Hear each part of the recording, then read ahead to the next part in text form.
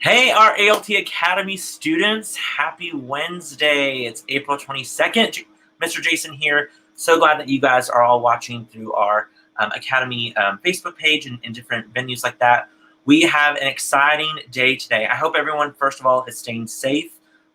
Huge shout out and thank you again for those of you who decorated outside our theater this past week and left the notes and the sidewalk chalk and all that stuff. It has given us so much inspiration this week, and we love and appreciate you guys so much. I'm so excited today. I like today, call today Wednesday Matinee Q&A Day with Mr. Jason. We're so excited. We are so blessed, guys. We have the amazing Tony-nominated Anika Larsen here with us today. She is going to do a great Q&A with us. While you guys are watching, we have some of you, of course, that are going to ask their questions live. But as you guys are watching, ask your question in the comment section below. Just type in your question. We'll try to get to your questions later in the broadcast when we go to the Q&A section. So be sure to ask your question below, all that good stuff, and we will try to get to that when we can. Like I said, guys, we're so excited that Anika Larsen has graciously devoted an hour of time with us today. And so without further ado, I'm going to bring in Miss Anika Larsen. Hey, Anika, how are you doing today? Hi, guys. I'm great. I'm happy to be with you. You look fantastic. Thank you again for being a part of this Q&A with us.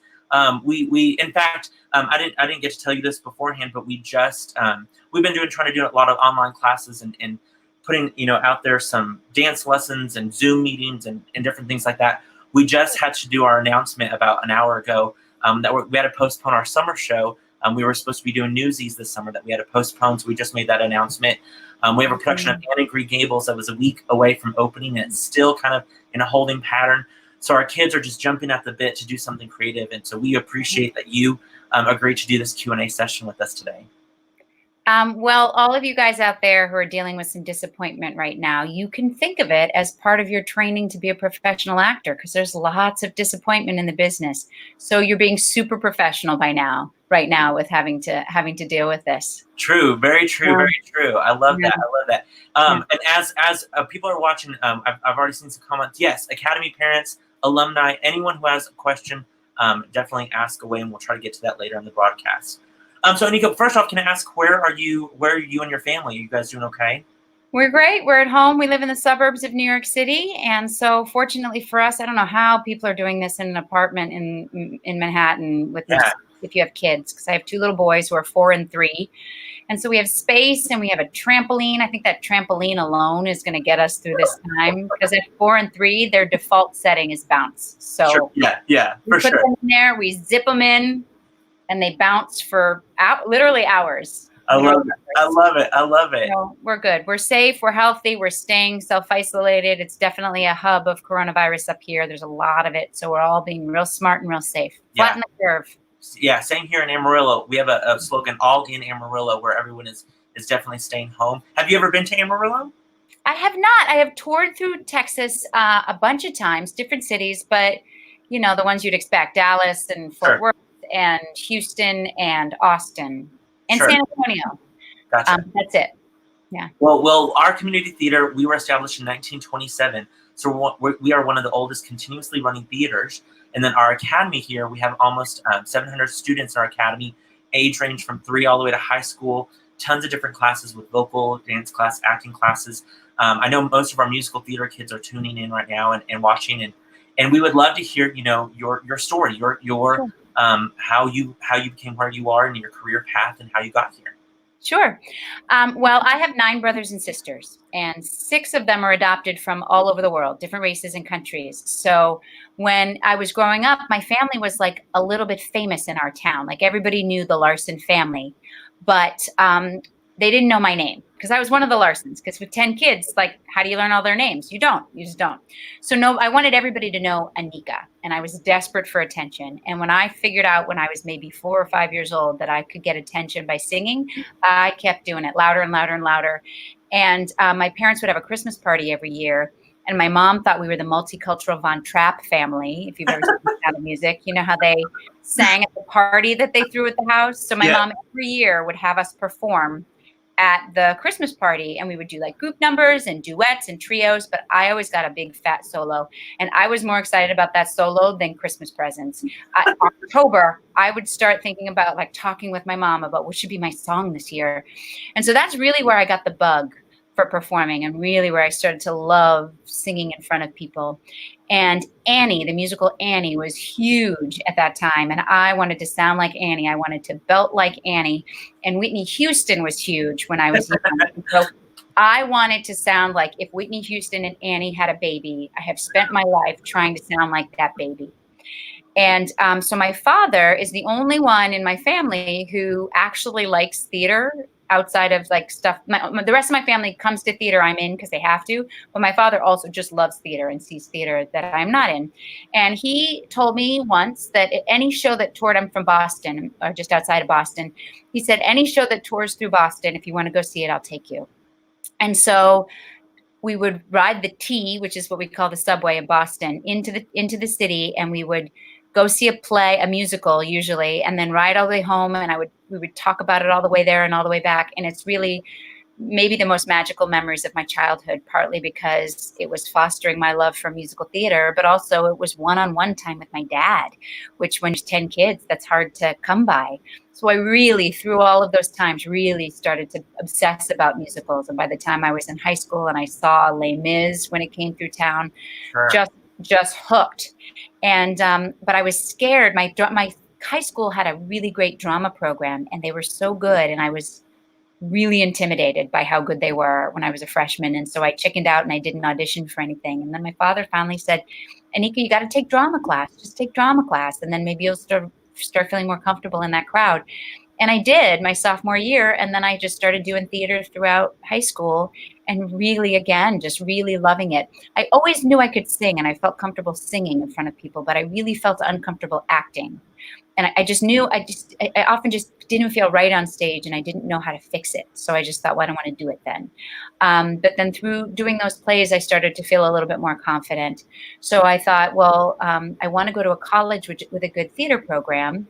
And I knew Yale had a great theater program. So I applied early to Yale, very, very fortunately for me. So I only had to apply to one school. And I found out early that I was going to go there. And then I went to Yale and I majored in theater. And that's where I first took acting lessons, like actual acting classes, and was delighted to discover that there are actually tools out there that people can teach you to help you be a better actor, and to deal with those times where you don't feel like you're being honest on stage. And I realized that all of the times I was uncomfortable was when I just felt like I wasn't being sincere or honest or true, like I could feel myself acting. Sure. And so I took classes and started to really learn how to deal with that.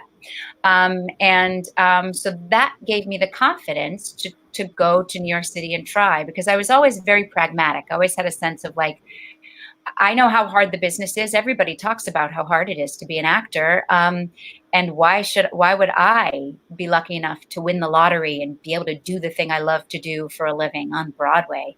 But I also knew that one of the worst things in the world is to feel regret, is to wonder what if I had tried.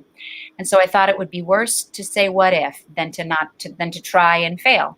So I decided to move to New York City. I went home for a year after college to wait tables and save up money, because I was scared to move straight to New York without a little bit of a savings.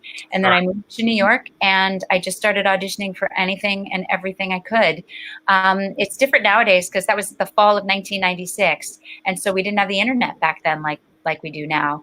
And so now people go online to find out about auditions. But back then I had to go to a newsstand once a week and buy a paper called Backstage. Yeah. And in the back was listings for all of the open calls for people who didn't have agents and weren't in the union like me. Nowadays, Backstage.com still lists auditions. And there's another place I should find out I think it's called the Actors Connection.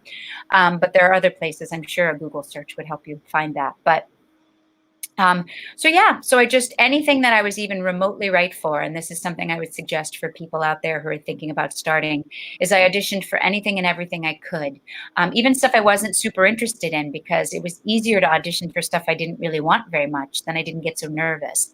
And the more you do it, the better you get at it. It's like a workout. Like the more you work that muscle, the stronger it gets. And the less you work at it, the more it atrophies. And being part of being a professional actor is being a professional auditioner. So when you're not working, that's your job, is auditioning. And so you've got to get good at it. And so I love that professional auditioner line. That's brilliant. yeah. And so the more you do, if you go to 10 auditions in 1 week, how much can any one of them matter to you? Right. If you go to 2 in a month, they matter too much, and you get too scared, your nerves take over too much, and it just makes your life too much harder, and you don't get better at doing them. So I auditioned for anything and everything I could. Also, importantly, casting agents who see all of these people and sort of sort through the thousands and thousands of actors in New York City, and then decide to give callbacks to the ones that they think they're interested in, and then present the ones to the director and the producers that they think would be right. Those people, you want them to know about you. So even if you're not right for what they're casting, you might be right for something else that they know about. I definitely have a clear memory of walking into a room and him looking at me before I even started and saying, "You're not right for this, but you might be right for this other thing that I'm casting. Go ahead and sing." And then I ended up auditioning for that other thing and booking it. So I did that for about a year and a half, and then I got a call on a Tuesday. Oh, go ahead. I was gonna say, during that time period, were you working as well? Oh yeah, for sure. I was nannying and babysitting has always been the after school job when I was younger, and then the day job that I did most of the time. But I also was a temp, which is like a temporary office worker. You can take assignments that are like 1 day or 3 days or a week or 2 weeks, but you're like a temporary office worker who just, sometimes you're the receptionist, sometimes you file things. But so I did that quite a bit too. Sometimes there's the place called the Jacob Javits Center. It's a convention center, and they have conventions every week, and they just need people to, like, you walk in and people point you in the right direction. Like, so there's lots of ways that you can find temporary work that can sort of be flexible around an actor's life. I mean, everyone in New York City knows there's thousands of actors who need part-time work. Sure. So there's lots of places that are flexible like that. And then I was in one of my temp jobs in an office one day, and I got a call from the musical Rent. And they said, "We would like you to be in our LA company of Rent on Friday." It was a Tuesday. On Friday, to be on stage the following Friday. Somebody had to leave for medical reasons, and they needed an emergency replacement. And it was good news for me was I knew the show backwards and forwards. I loved it when I was in college, and I went to see it on Broadway, and I just thought, I could never be that good. Just that original cast, I just watched them and thought, they are so talented. I could never do that. And then here I was being offered this job, and a week to learn it. The good news was I had worn out that double cassette tape, because there were double cassette tape times back then. So I knew all the lyrics and all the music. But of course I said yes, absolutely. And so I, figured out in 3 days how to pack up my life and sublet my room in my apartment. I had 4 roommates in a little apartment in the Upper West Side. And I flew out to LA and did that. I played one of the ensemble women, and I understudied Maureen. And then that LA company turned into the second national tour, and they asked me to come along as a swing. A swing is an understudy who is off stage unless somebody is injured or out sick or at a wedding or on vacation, and then they'll go on, and they always cover more than one part. So the idea is you're called a swing because you swing from part to part. Sure. And so swings, I covered 4 parts. I've heard of swings covering 7, 8, and 9 parts. Usually they're like the chorus members, the dancers, and so it's really hard. Like, it'll be a male dancer who covers like 8 dancers who all do basically the same dance, but like in slightly different places, slightly different ways, which I don't know how they do that. But I was a swing on that for over a year. I toured the country. That's when I went to a lot of those cities in Texas. Yeah, and I think I have some photos of you from Rent. Oh, ooh, yeah, that's Maureen in the cat suit. And that was my ensemble part, Mrs. Cohen and others. I love it. That's fantastic. Yeah, for your first big experience to be a part of, I bet that was such a touching show for you. It was so thrilling. First of all, I learned so much. It was my first real professional job. I joined the union to do that job. So just learning about unions and about contracts and about agents and about how never mind the sort of professionalism and protocols on stage and off stage, the etiquette, how it all works. I learned a tremendous amount in that year and a half, like more than I've probably learned in any other year and a half in my life, in terms of how much I learned that really serves me even today, doing what I do for a living. Yeah, so exciting. Also, Rent was the cool. It was like the Hamilton of that time. It was the cool Yes. musical in town. Everywhere we went, we were a big deal, and people were very excited about us. So we had in every city, you had a big opening night party, and so people were throwing parties for us every 2 weeks, and it was super fun. And getting to see the country. I mean, I was young and I didn't have a home to worry about paying for, and I didn't have kids to worry about taking care of. So traveling the country with amazingly talented people doing this thing I love to do, and seeing the world. I mean, I can't remember how many states I went to, but I've seen so much of America because of that. And then I did 2 other tours for shorter times after that. But yeah, it's a really extraordinary thing to do. I often felt like it's so weird. I was like, I know this is real life, but it doesn't feel like real life. It feels like you're on perpetual vacation, but you're getting older. Time is passing. The thing about tours that is the reason that most people do tours is because it's the best way for people in theater to save money. Because when you're on tour, you make your salary, which is the same base salary as a Broadway show, but you get per diem, which is a thing that all companies offer in some form.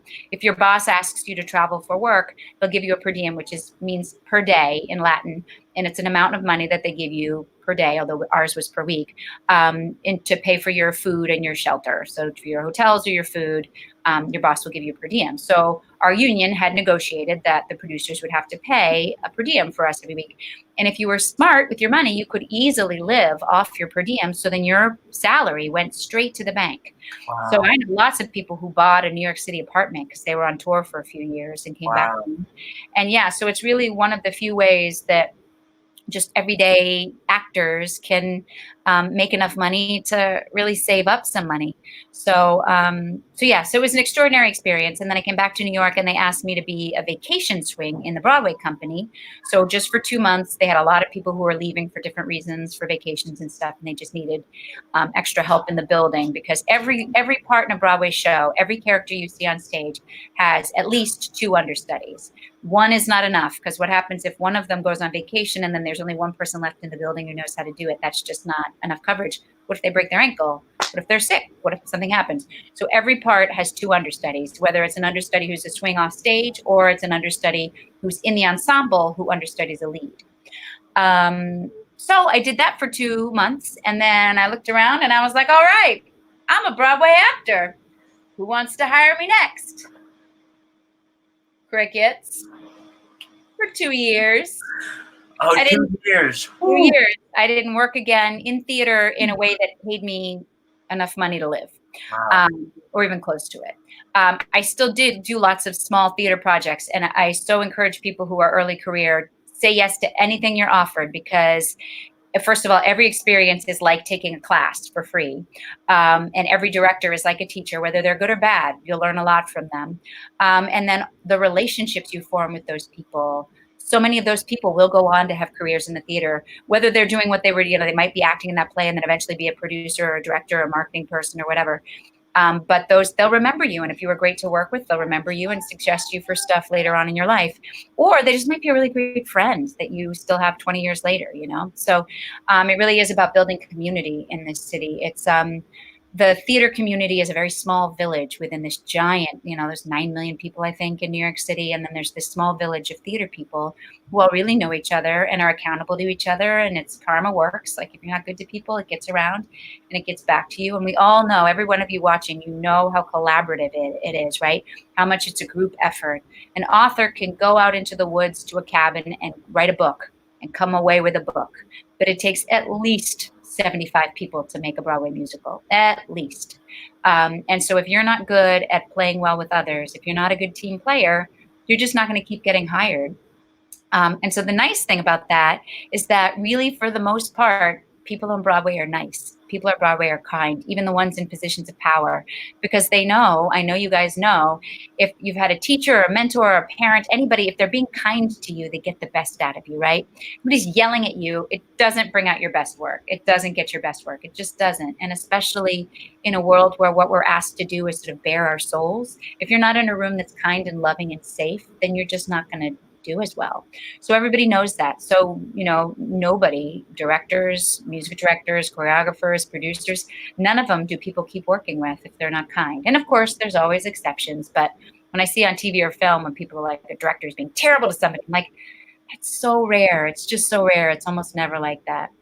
So anyway, so I didn't work. And in that time, of course, I was working day jobs and stuff. And then after that, the next job that I had that was like able to live on was an off-Broadway musical called Xana Don't, which is wonderful. And if it's the last album, we recorded it. It's out there. You can listen to it. It's a delightful musical. I love Xana Don't. I think, there's not many people who know that show. And when it came out, I loved Xana Don't. So good. It's so good. It only ran for like 3 months off Broadway. They wanted Jay Rodriguez in that with you? Who? Jay Rodriguez was a part of that. That's what I thought. I think that's how I knew about that show. Yeah. Yeah. So very few people actually saw it, except everybody in the industry. It was sort of the talk of the town. So it definitely led to my next 2 Broadway shows, doing that show, even though it paid so little that it barely paid my rent. It was such a wonderful experience. But I remember one day coming out of the stage door and a woman saying to me, "You're fantastic. Your next step is Broadway." And I remember thinking, I'm sure I said something kind, like, "Thank you very much." But I remember thinking 2 things. A, I don't think you've read my bio in the program, because if you had, you'll know my last step was Broadway. I've been on Broadway. And B, that's just not how it works. I think a lot of people think that when you're like working your way up in the Broadway, in the theater world, it's like a ladder or it's like a stair step. And I think of it a lot more over time. I've come to think of it as, you guys, when you're watching the news with your parents and they have a graph showing the stock market, and it goes up and it goes down and up and down, and then a little middle, a little, and up and down and up and down and up and down. And it always kind of moves generally upward, but it's, you never know where it's going to go, and there's big highs and there's big lows, and the highs may be highs because you're getting paid a lot of money, or they may be highs because it's such a good experience and it's a great play, or it's a great part or great people. And the lows may be lows because you haven't worked in a really long time and you think you're never going to work again.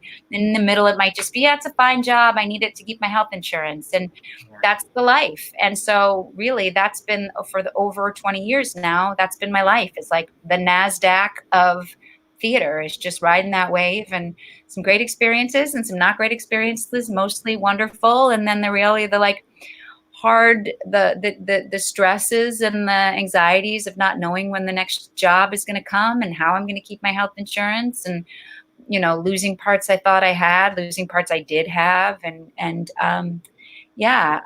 but I guess for the most part, it's been wonderful and rewarding enough that I've stayed in it. I don't know anyone out there who hasn't had a moment of wanting to quit. And for a lot of us, I think it's just that we can't think of an exit strategy, like literally what else we do. Yeah.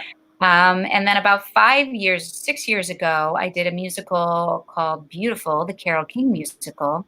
And I was super proud of that because I was part of all of the developmental workshops along the way as they were creating the show. They would do these workshops to work on them in a rehearsal room. And so I really helped to create the character that I played, Cynthia Weil. But there she is. Atta girl. Yeah, there it is. Oh, that was good times. Oh, hey. Sit down, kids. But the best thing about that experience was that if you guys know what a dresser is, that's the person who helps you. It's part of the wardrobe department, is made of dressers who take care of all of the costumes and then help you with your quick changes backstage. And so I guess I had complained about my love life one too many times to my dresser. And one day she said, "Would you like to be set up on a blind date with a trumpet player named Freddie?" And I said, "I have never turned away opportunity. Certainly I will." And literally the day we recorded the cast album, I like to think there's a little extra excitement in my voice on the recordings, because I walked straight from the recording studio in Times Square over to a place called BB King's on 42nd Street that now doesn't even exist anymore, and watched Freddie play for an hour and a half, thinking he's very good at this. I wonder if we'll have anything to talk about. And it was the best blind date of my life. And 6 months later, I was living in this house here with him, and I was pregnant with our first little boy. So we have 2 little boys now, and we call them our beautiful babies because they only exist because they're beautiful, the Carole King musical. And so for the past few years, I've really been mostly at home with my boys and enjoying this chapter of my life. I do like concerts here and there, benefits here and there, and workshops and stuff here and there. But about a year and a half ago, I did my first of like 3 or 4 workshops of a new musical called Almost Famous, the musical based on the movie Almost Famous. It's really more for high school kids and over, I think, in terms of appropriateness. But yes, I get to. Frances McDormand played the role in the movie, and I get to play the role in the musical. And I think it's the best role of my career, and I'm really excited to get back to it. Anika, I saw your Stars in the House performance, and it's funny. I did not know the movie. I just somehow missed the movie growing up and didn't see it. And I saw your performance, and when you sang that song, "He Knows Too Little, I Know Too Much," is that or what? I'm not sure what the name of that. Exactly right. Yep. It stopped me. I got emotional watching it. Saw the movie that night with my boyfriend. Showed him your clip of singing it, and I'm telling you, I cannot wait for not only my students to hear you in the show, to see the show when it becomes available to when it lives on in our world. Yeah. I'm telling you, you in your home sitting, in your by your piano. Oh, good. I mean, the emotion that you brought just through the screen, I cannot wait. Good, because it's so awkward. Those things. I mean, these things right now, it's so awkward. I want so badly to have humans in the room with me. Sure. We're all better off when we have humans in the room with us. That's why we go to the theater, right? I have a friend who is a director who says we go to the theater to know we're not alone. It's to see ourselves up on that stage, our struggles, our pain, our joys up on that stage. And we like to do it in communion with others. And it's real hard not to. And so, yeah, it's going to Broadway. It was supposed to go in the fall. Maybe it will still go in the fall. Nobody really knows what's going to happen with large gatherings, how soon we can do that. It will happen. For sure, it will happen, and it will be the next big thing that I do. But, yeah, I'm trying to manage my emotions in terms of, like, getting my hopes up. And will we open in November? I don't know. But we will open someday. And I played mom, so I won't age out of the character. It's going to be an anthem for moms. I'm telling you. It's that song. Oh, that's why it's, I mean, emotions, it's like, I don't have to work. It's playing the mom of the son and having my 2 sons. I wouldn't have been able to do it as well 6 years ago. I just wouldn't. I literally have to say the words, sing the words, and get out of the way. And it's so well written. Tom Kitt and Cameron Crowe. Tom Kitt wrote the music. Cameron Crowe co-wrote the lyrics with him. And Cameron Crowe wrote the book, of course. He wrote the movie. He directed the movie. Is it about his life? It is. It's a true story. It's a crazy true story. He was a prodigy thanks to his mom. He was just a really smart kid and loved rock and roll music, although she was not excited about that part. She thought rock and roll music was like candy. It was not nourishing. It was a cheap sugar high. But he wrote for all of these underground rock papers, rock magazines, when he was like a teenager. And so when he was 15, Rolling Stone magazine, because there was no internet to figure out who somebody was and see a picture of them, they called him up not knowing how young he was. And they were like, do you want to go out on tour with this rock band? It was in real life the Allman Brothers, if you know who they are, but in the movie and the play, it's a fake band called Stillwater. Do you want to go out on tour with this band? And so suddenly he's thrown into this world of sex, drugs, rock and roll, and he's young and his mom's freaking out at home about it. But yeah, it's all a true story, and clearly was a pivotal moment in his life because he wrote a movie about it and then a musical about it. So yeah, so it's very exciting. It's gonna be very good. And you know what? It's gonna be what people are ready to aching to see, because it's so much about being alone and lonely and isolated, and then finding your tribe, finding your community, finding your family. It's about family and people who love music together. And there's a song in it that's called Everybody's Coming Together. And when everybody wants to come together again, don't we? And everybody's coming together. Oh, we're all going to be singing it and feeling it and living it. It's going to be great. Oh, that's going to be amazing. It will definitely be our anthem that we will need. I think so. For sure. Yeah. I love that. I love that. Your path and your story are fantastic. Well, thank you. Thank you. Well, everybody has a different way to get, like when people say, how do you get to Broadway? It's like, how do you get to Carnegie Hall? Practice, practice, practice. Like, it's the only thing I can tell you, practice. But other than that, there's no straight path. There's no way to do it that's better than any other. The one thing I do know, my high school drama teacher said to me, not just to me, to everybody he was teaching, but he said, if you have the talent, you will work. It may take 10 years, but you will work. Yeah. And that was so, I think maybe that alone might be the reason I had the guts to try, is Wow. because that was so heartening. And I think it's true. It's not like you hear about like lucky breaks and, Charlize Theron was like in a bank and somebody thought she was pretty and said, you should be in movies. And maybe that's how it works in LA. I don't know. I can't really speak to TV and film. That's not what I do. But in New York City, if you want to work in the theater, if you want to be rich and famous, I don't know. I can't help you. If you want to be rich and famous, honestly, don't do theater. But if you want to live and work in the theater, Yeah. because you love it and you believe in it, then if you have the talent, and I would also qualify it with, if you have the talent and a strong work ethic and you're great to work with, you will work. And that's something so lovely to know, that you don't have to have magic or you don't have to know somebody to help you, or, it's just like, come to the city or wherever you want to do theater and just keep auditioning and you will work. Yeah, that's such great advice. It's so true. It's so true. I love that. I love that. We have to say real quick with your career, of course, you also were in Avenue Q. Yes. Do that show, which I bet that was just an absolute blast. I mean, I grew up obsessed with Sesame Street and the Muppets, and then to get to learn that and to learn it from Muppet people, like Sesame Street people, like the man who taught me puppetry is Peter Linz.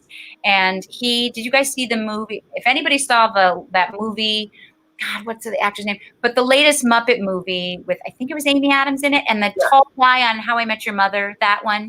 Yeah. There's the yellow guy, Walter, who's the like main puppet in it. Yes. Peter Linz was him. That's who I learned puppetry from.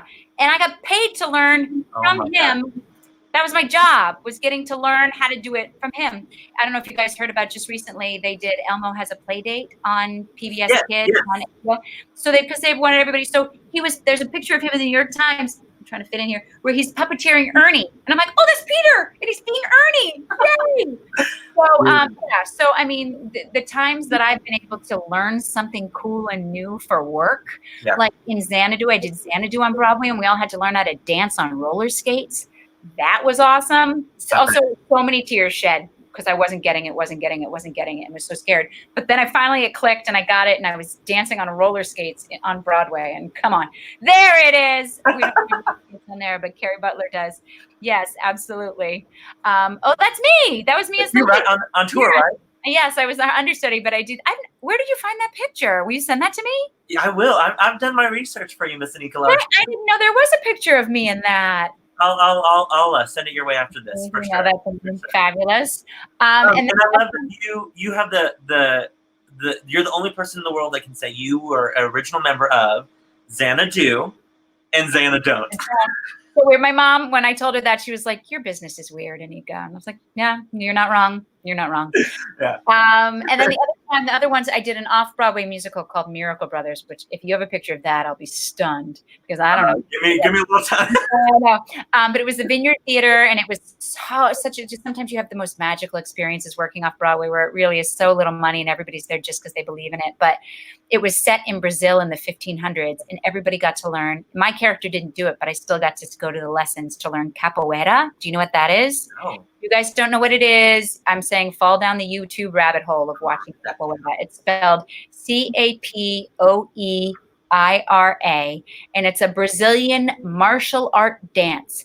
They play fighting in the circle of people making music and rhythms around them, and it's men and women, but they're basically dancing and playing fighting, and it's so stunning. So watch that. But so we got to learn how to do that, like whatever, but like try to do that. And then I also got to learn sword fighting and that, stuff that's just amazing. Come on, how fun is that?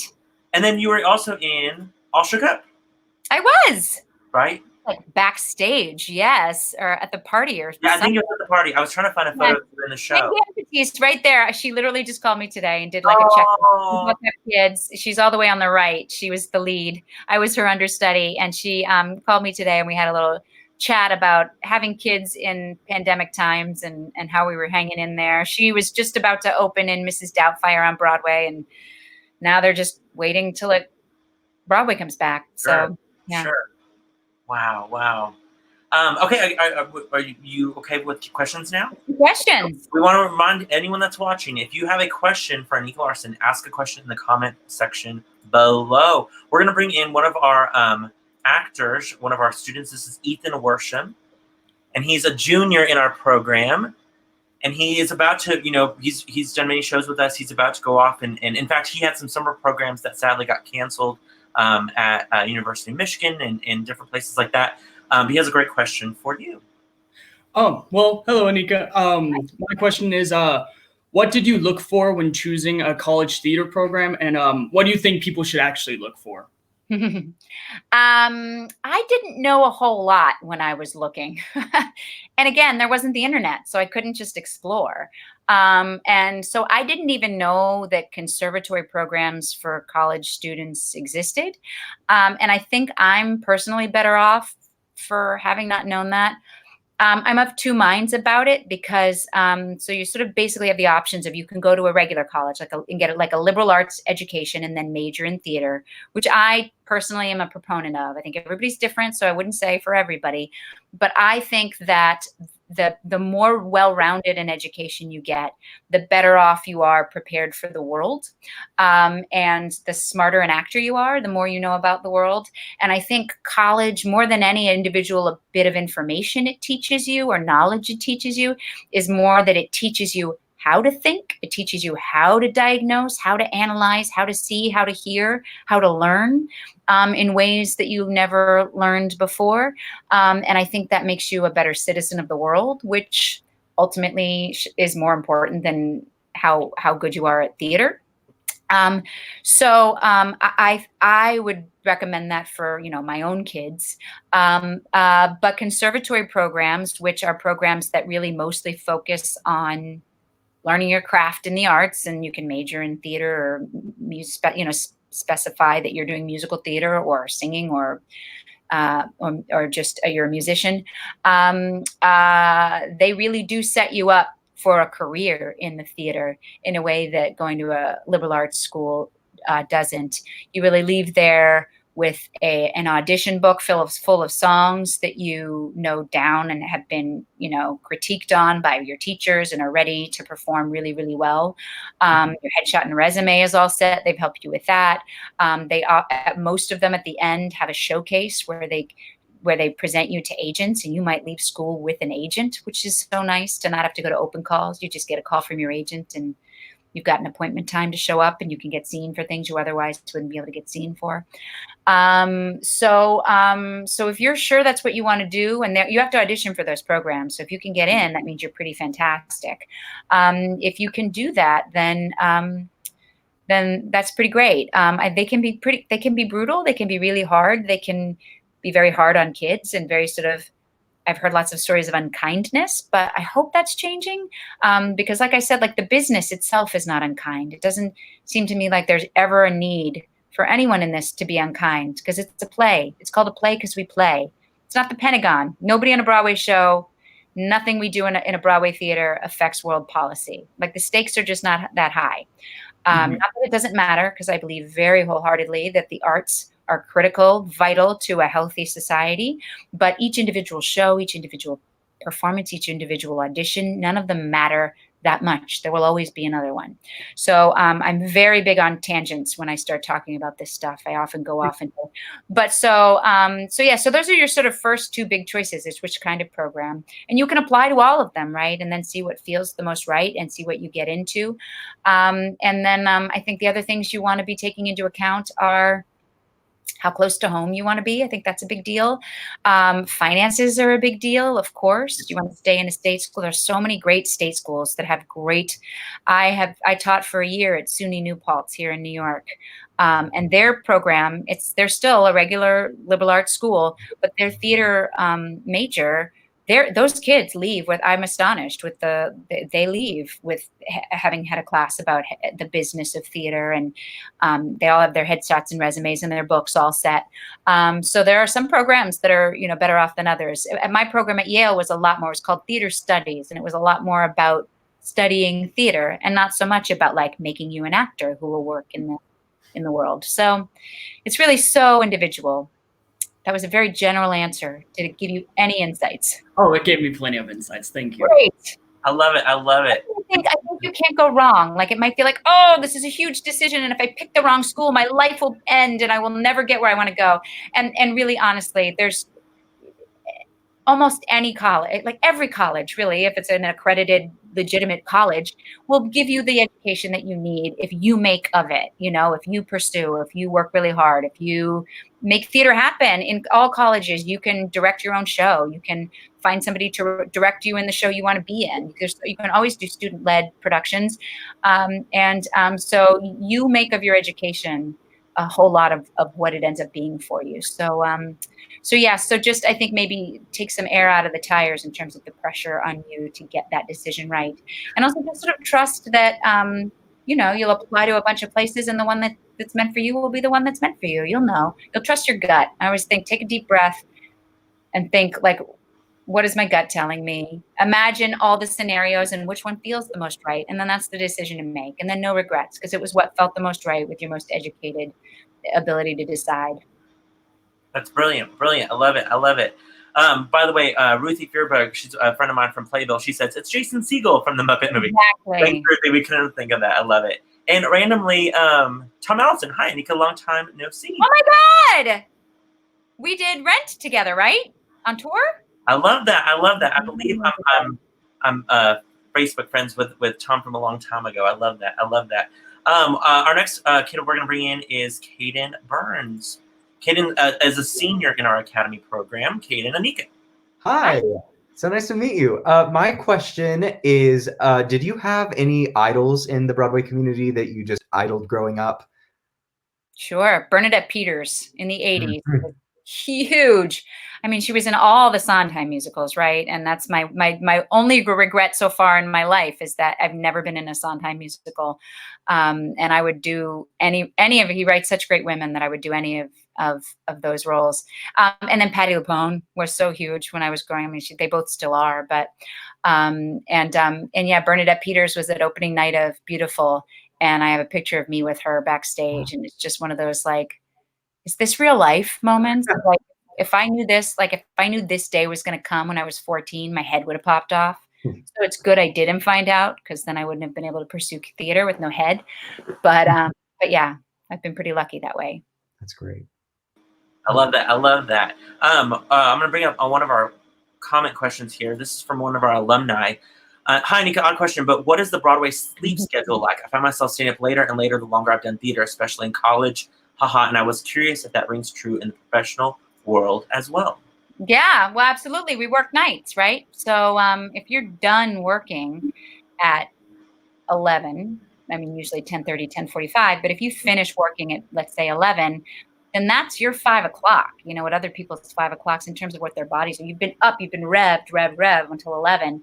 You're not going to get to sleep by midnight. You're not even going to get home by midnight necessarily, depending on where you live. So all of us are, used to staying up later and sleeping later. And fortunately, they don't really generally schedule stuff for actors before 10 o'clock. If they do, we're very grouchy about it. But rehearsals never start before 10.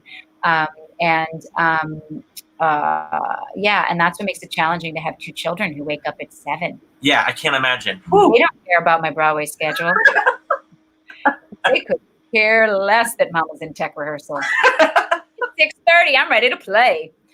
And actors are very serious about getting enough sleep, because we all know, like, the things we can control in terms of our vocal health, right? Like, you can't really control whether somebody gives you a cold or not. But what we can control is how much sleep we get, how hydrated we are, that we get regular exercise, and that we don't drink alcohol in excess. Especially if we're in a role that's taxing, that we're none of us stupid enough to smoke or vape. I hope none of you are that dumb, or do drugs. It's just, you really have to have a healthy body to be able to do 8 shows a week. And people ask a lot, like, how do you get through 8 shows a week? And I always sort of say, well, but if you ran a mile 8 times a week, fairly soon it would be pretty easy to run a mile. So it gets in your body.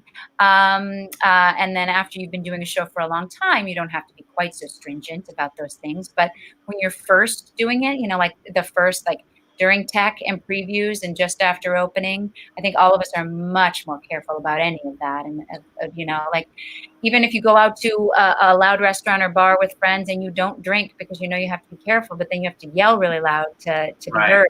We just don't do that during those times. You just can't can't risk your voice for that. Sure. It's your career. You just have to be smart. So that's hard. Okay, our next question is probably from our biggest, our student that is the biggest fan of both you and the musical Beautiful. This is Abigail Martin. Hi, Abigail. How are you? Nice to meet you. You too.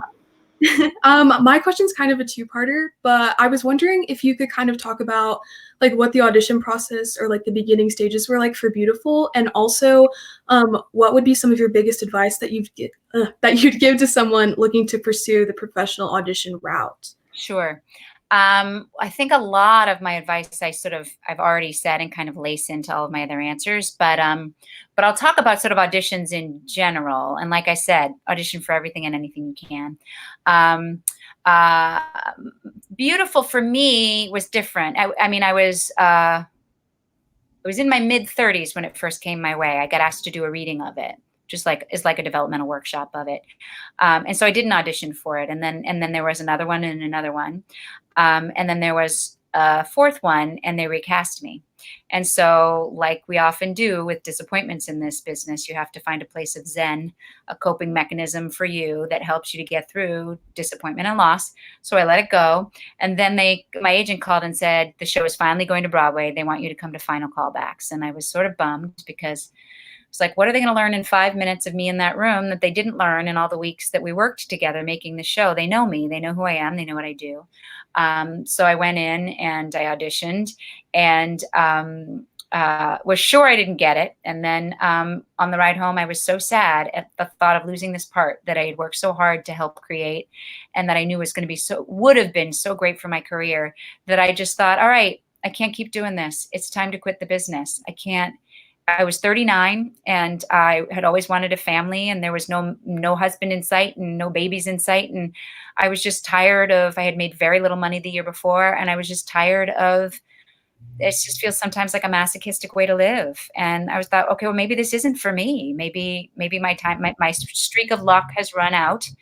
And maybe I think I just need to, at my age, I need to get a normal people job, whatever that was, and have a salary I didn't have to worry about losing or worry about my health insurance. And so I cried all night. And then I woke up the next morning on a new page, just so ready to like, okay, today I'm going to figure out what that normal people job is. And I'm going to start this new chapter. And maybe someday I'll go back to theater. But this new chapter of my life will begin when I am going to have a regular job and I'm going to have a baby on my own. And then my agent called and he said, you got it. And I said, I got what? Because I had so moved on in my brain, blocked it out. I just so shoved it into the back of my brain because it hurt too much that I had forgotten I auditioned for it the day before. And he said, you got Beautiful. And he said, it's going to San Francisco and then it's going to Broadway. And I said, so I got San Francisco, but they can replace me for Broadway? And he said, no, it's all one contract. Why are you being so negative? And then just flood of tears, like tears and snot, just hysteria. Called my parents. They couldn't understand. They were like, it's a good thing. You got Beautiful. It's a good thing. Because I was sobbing so hard. My best friend, April, for years had a voicemail on her phone for me that is unintelligible. You can't understand what I'm saying because it's sobbing.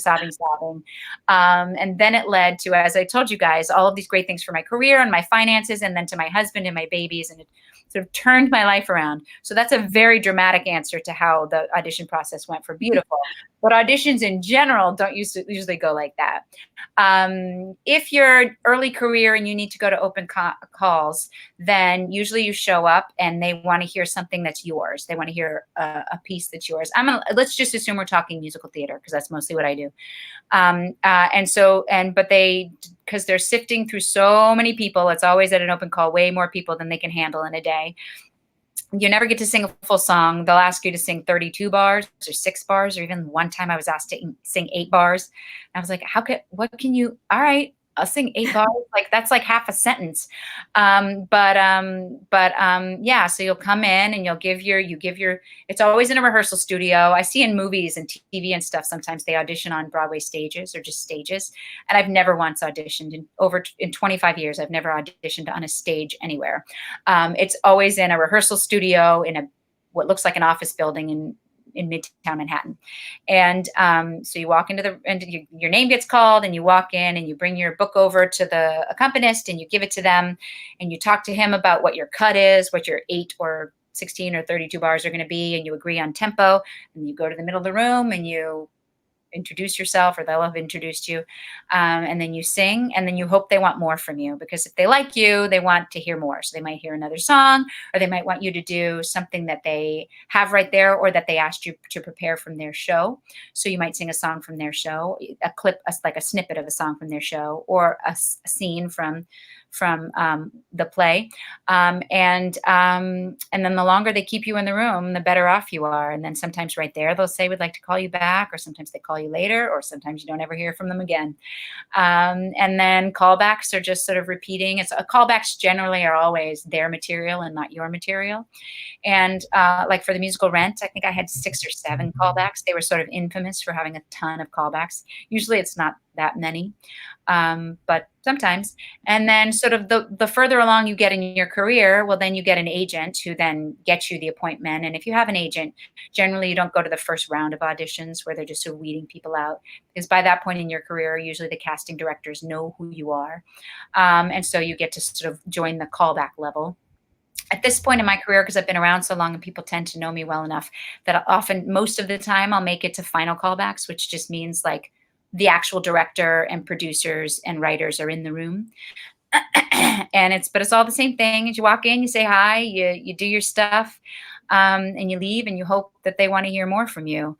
Does that answer your question? Does that answer some you have like what auditions are like? Yeah, that covered it all. Brilliant. That's awesome.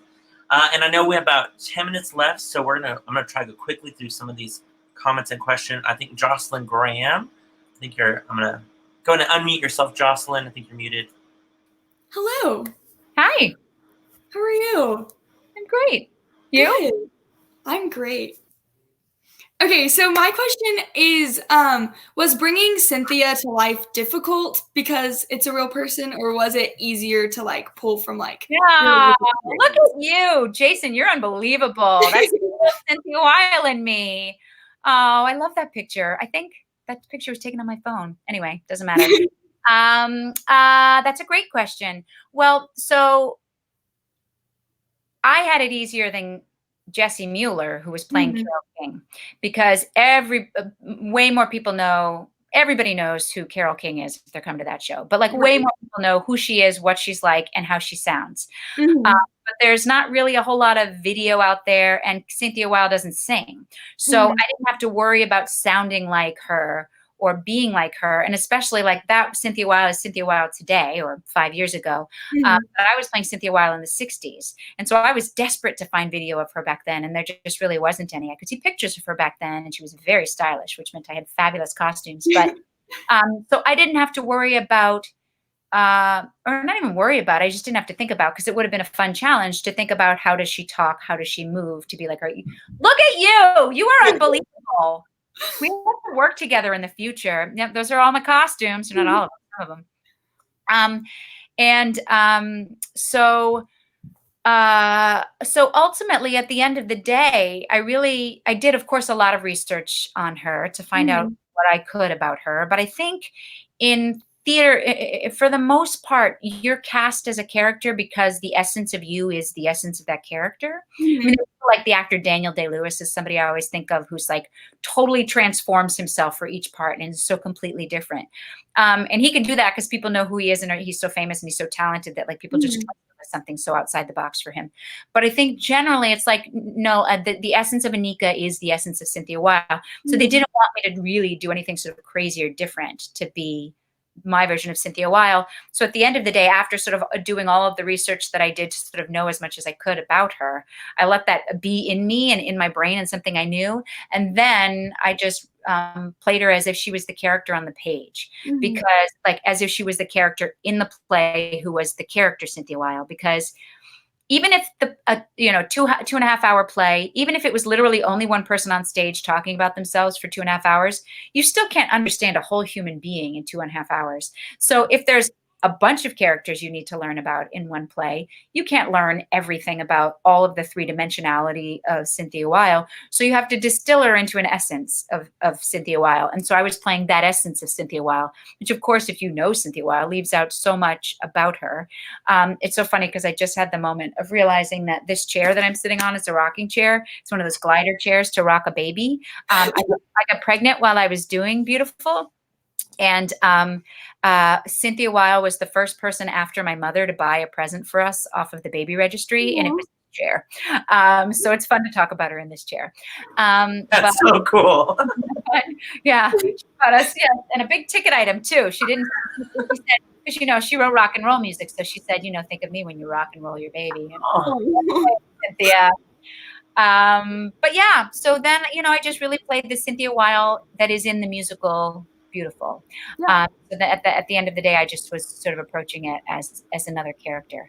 And she had casting approval. All four of the lead characters were real people who were still alive and could give. So they all got to approve the people that they wanted to play them. So I knew that because I had the job, she liked the way I was doing it. So I never had to really worry too much. And she was so loving and sweet, and we're still in touch. And I just think she's wonderful. I love that. Thanks, Jocelyn, for that great question. Next up, Chloe Spellman, one of our senior. Hi, Chloe. Hi. Okay, so my question is, what was one of your biggest challenges you faced on your journey, and how did it affect your future?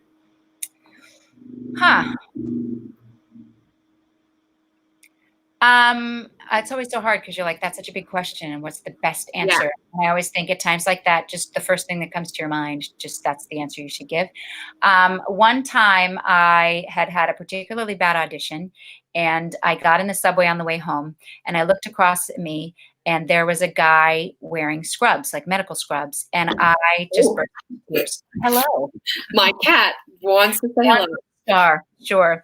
I saw his scrubs and I burst into tears because I thought, what you're doing tomorrow, next week, next month, next year, 10 years from now. And I don't have any idea what I'm doing any of those times. And I'll never know what I have opted for a life of uncertainty. And I am somebody who does not like uncertainty. I like planning. I usually have it right by my side. I don't with me, but I have a day runner. I don't want to do my calendar on the computer or my phone. I want to hold it in my hand and write in every day in pencil so I can erase it because I don't like scratch marks, cross something out. I love planning. And I can't plan. And so it's something that I'm constantly reckoning with, is just how I'm able to cope with that. People, I think, really think like the most important thing to having a career in theater is talent. And I think, no, we're dealt a hand in life, like you're playing poker, and you need that talent card in your hand. But you also need, like I said earlier, the work ethic card. You also need the ability to play well with others card. And you need the card that is like, you have to have the mental constitution for it. You have to be able to find your way to deal with all of the stuff that's really emotionally hard, whether it's the rejection or the uncertainty or all the disappointments like we're all dealing with right now. I think I said before, like I'm starting to have to, like Almost Famous was supposed to open in November, and I'm already starting to prepare myself emotionally for the idea that it's maybe not going to happen in November. Just can't know, but it will happen someday. I know it will. They've got the financing already. Like it's certain, it's all ready to. But it may not happen till next spring. Who knows when it'll happen? And so sort of being able to find your coping mechanisms, your defense mechanisms, your way to breathe through it, your way to find perspective and balance outside of your career, that is so crucial. I mean, my kids right now give me such perspective, right? Of like what's important, because at the end of the day, they're the most important. So I audition for something and I don't book it, and I'm like, but I get to go to play with them, and they think I'm amazing. They think I hung. They would not understand that somebody else could have been better than mommy at doing something. So that's helpful in terms of, but so for all of us, I think sometimes it's just to take the step back, make sure you maintain relationships with people outside of the business, because they can give you perspective and help. If you have somebody in your family or a roommate or a friend who's like, oh, you didn't get the show that you wanted, you didn't get the musical part you wanted to do. Well, I kept a family from being evicted today. So that's what I did with my day. That's all very helpful. Yeah. Not that your pain isn't real and valid, right. but sometimes it's nice to remember. I love it. There will always be another one. I said it Yeah. before. I think I said it before. There will always be another audition. There will Always be another audition for sure. Anika, if you don't mind, we're gonna go lightning round because I know we're hitting our mark. But real quick, we're gonna get just our last couple people in. Let me get. Oh my gosh, where is she? There she is. I'll try to get shorter question, shorter answers. My answers are so long. I know No, they they're are. brilliant. They're jewels. We're just all these little treasures. But yeah, so I'm gonna. So only yes or no answers from here on out. I love it. Austin. Hi. So my question is, you talked about this a little bit, but in the past, when you didn't get casted or you didn't get a part that you hoped for, what is that one thing that motivated you to keep auditioning and just keep pursuing theater? Honestly, I just didn't ever feel like I had another option. It's like a fire within you. It's like the thing you want to do that you're meant to do. And so if it really is the thing you're meant to do, setbacks don't stop you. They just don't. And if there's a setback that makes you think, I don't know how to motivate, I don't know how to get up and go and do it again, then maybe it's not for you. Or maybe you just need a day to cry and whine and eat food that's bad for you and watch stupid TV and then get back on the horse. But And it sounded like you had a great support. You had a great support group. It sounded like. Yeah. I mean, they help you get through it too. But those times are all manageable if it really is what you're meant to be doing, then you'll keep doing it. Also, there's so many people. There's thousands and thousands of people in New York City who help to make the theater go, who you've never heard of, you'll never see. They work in offices. They work, they're press people, marketing people, they're producers, they're the assistants, the producers. There's just thousands of people. They work with smaller theater companies. They work with Broadway stuff, and agents, managers, just thousands of people who are crucial to making this happen that aren't on stage. The backstage crew, of course, house management, stage management. I think a lot of people come to the city thinking that they're going to be performers and then end up sort of going, this isn't for me.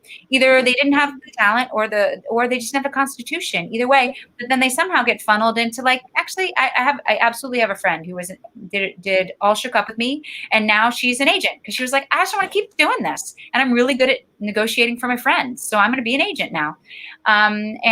So I often think of life as a river, and you're in your boat and you have oars and you do have some control. You can steer yourself a little bit. That river's going to take you where that river's going to take you. And so you might think it's going to bend this way, and then it bends this way, and it's actually just as beautiful as the place you thought you were going to go. Oh, that's beautiful. That's beautiful. I love that. This is Zoe Parrish. Hi. Okay, so my question was, do you feel that your college experience was necessary for your success? Yes, absolutely. I think everyone should go to college if it's an option for you. Absolutely. I love that. I love that. Thank you. My shortest answer of the day. I'm so proud. That was perfect. One of our students, Cameron, says, "What is the hardest part of the Broadway experience?" I feel like I said all of those things. It's the uncertainty, it's the rejection, it's but all of it, honestly, all of it is like, Crimea River. We get to do the thing we love most in the world for our job. And at the end of my workday, people clap for me. And so you'll never hear me complain too much, no matter how tired I am, or I don't feel good, or I'm grouchy, or I'm having problems with somebody. We all know, you pull it together and you give the best show that you can every night. I love that. Mabry asks, do you have any dream roles? No, I don't. My favorite thing is creating new roles. So my dream roles are the ones that haven't been done yet. And Sondheim. If somebody hired me to do Sondheim. We love Almost Famous. Almost Famous. That's gonna be that's my dream role. All our Academy students are going to be talking about now is Almost Famous. I can't wait. One of our instructors, how do you approach creating a character for a musical? I feel like I did that a little bit too in terms of talking about, and then I know we didn't get to cover a lot. You of course have an amazing theater company that you've created. The Jaradoa, is that how you pronounce it? Jaradoa. Unfortunately, it's not. It's very hard to. We didn't have a development director, which is a person whose sole job is to raise money. So we just couldn't keep it going because we just couldn't afford even the one employee that we had. But for 4 years, we used theater to serve the community. We went into New York City public schools and we used theater to help kids learn to read. We took radio plays to. We did radio plays for the elderly in old folks' homes, and it was basically about finding ways for theater people to serve the community when our schedules are so erratic and it's so hard to plan. And it was just ways that you could do it where if you couldn't show up at the last minute, we had you covered. And so theater people are so, I mean, that's why I'm doing this. It's like we all have the desire, I think you're sort of naturally empathetic if you're a person who performs. And so